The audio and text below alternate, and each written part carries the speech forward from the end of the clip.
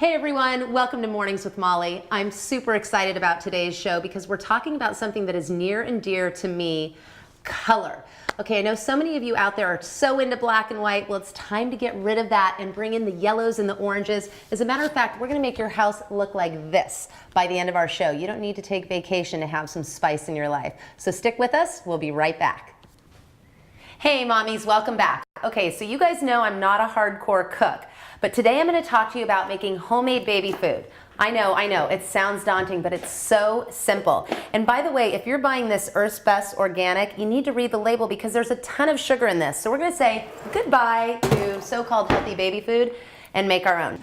Hey everyone, welcome back to Mornings with Molly. Okay, you know how much I love my vessels. Well, what better time to bring them out than springtime? Now, one thing I love to do, other than just going to my supermarket or a florist and buying fresh flowers, is bringing the outdoors in with natural plants that are natural to the habitat. And where I go to get mine is just my local flower market. No matter where you live, I'm sure you have a farmer's market or a place like that where you can go and buy these, or Home Depot even sells them.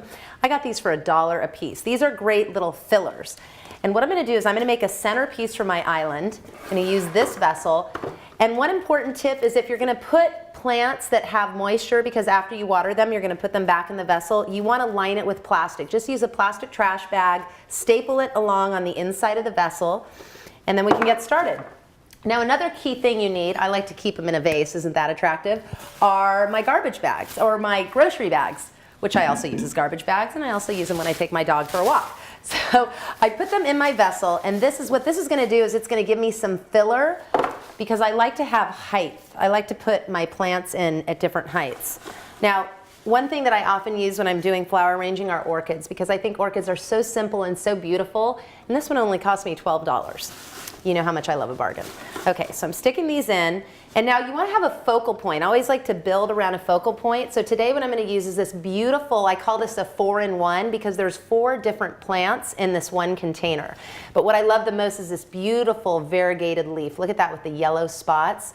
And then this is gorgeous. Look at the green stripes. This just brings in so many different shades of green and different textures. And it's all about variation when you're doing this. So I'm going to put this in the middle so it gives me kind of a nice base.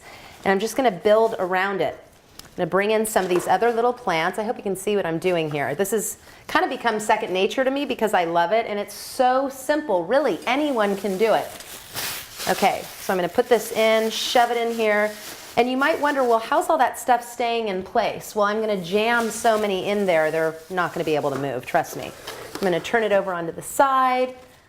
Here's another beautiful variegated leaf. Variegated means that it has multiple colors.